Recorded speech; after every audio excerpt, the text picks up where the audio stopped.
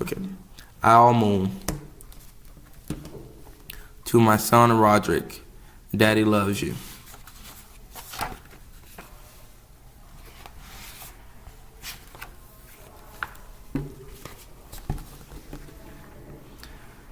It was late one winter night, long past my bedtime, when Pa and I went owling.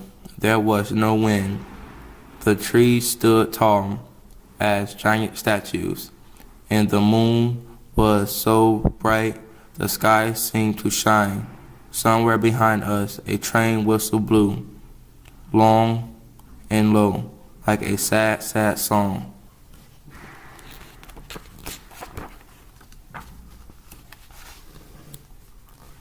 I could hear it through the woolen cap Pa had pulled down over my ears. A farm dog answered the train, and then a second dog joined in. They sung out, trains and dogs, for a real long time, and when their voice faded away, it was as quiet as a dream. We walked on towards the woods, Pa and I. Our feet crunched over the crisp snow, and little gray footprints followed us. Pa made a long shadow, but mine was short and round. I had to run after him every now and then to keep up, and my short round shadow bumped after me. But I never called out, if you go owling, you have to be quiet.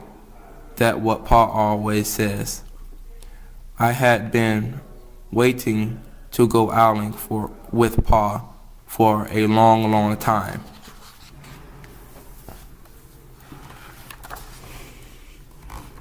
We reached the line of pine trees, black and pointy, against the sky, and Pa held up his hand. I stopped right where I was and waited. He looked up as if searching the stars, as if reading a map. Up there, the moon made his face into a silver mask. Then he called, "Who, who?" The sound of a great horned owl. Who.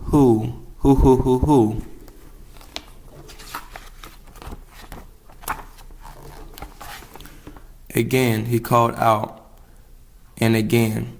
After each call he was silent, and for a moment we both listened, but there was no answer. Pa shrugged, and I shrugged. I was not disappointed. My brother all said, sometimes there's an owl, and sometimes there isn't.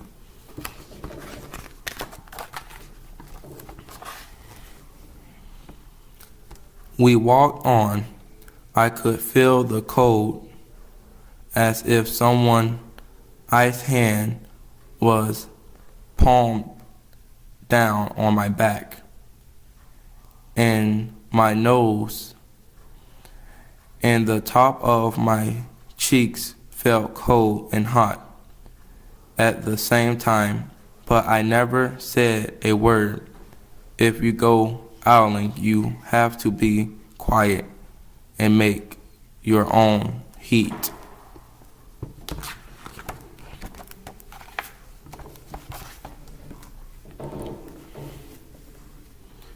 We went into the woods. The shadows were the blackest thing I have ever seen. They stained the white snow.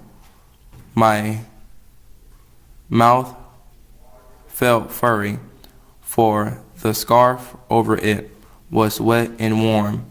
I didn't ask what kind of things hide behind black trees in the middle of the night. When you go owling, you have to be brave.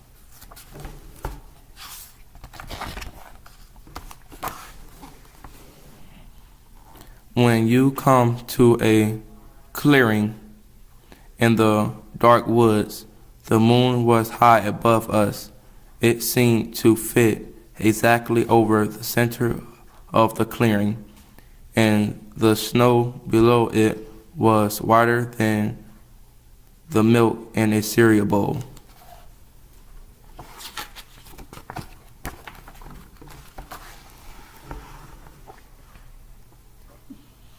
I sighed, and Paul held up his hand at the sound. I put my mittens over the scarf over my mouth and listened hard, and Paul called, "Who, who, who, who, who, who, who, who, who, who, who, who?" I listened, and I looked too hard.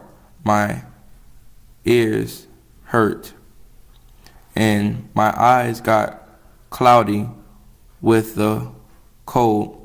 Paul raised his face to call out again, but before he could open his mouth, an echo come threading its way through the trees.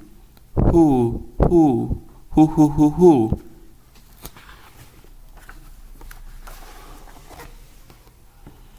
Paul almost smiled. Then he called back, who, who, who, who, who, who? Just as if he and the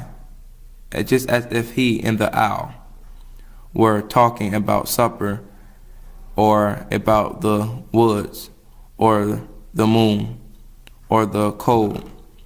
I took my mitten off the scarf off my mouth, and I almost smiled too.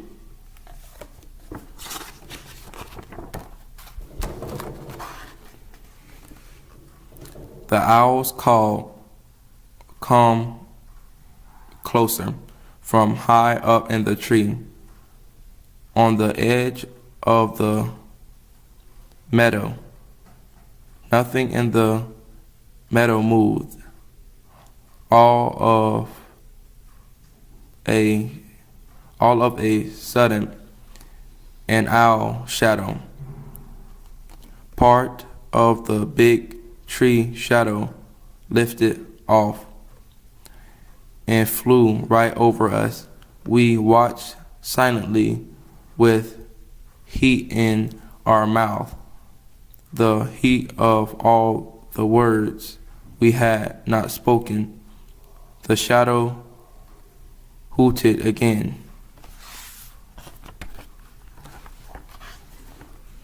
Paul turned on his flashlight and caught the owl just as it was landing on a branch.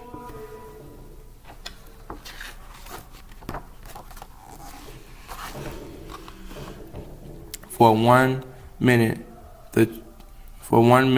3 minutes, maybe even 100 minutes, we stared at one another.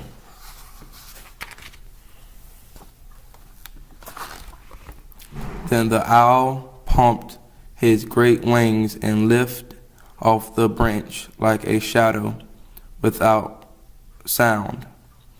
It flew back into the forest. "Time to go home," Paul said to me.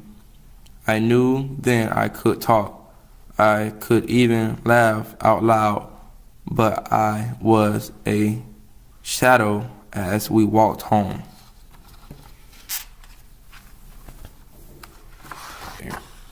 When you go owling, you don't need words or warmth or anything but hope. That's what Paul says, the kind of hope that flies on silent wings under a shining owl moon. The end.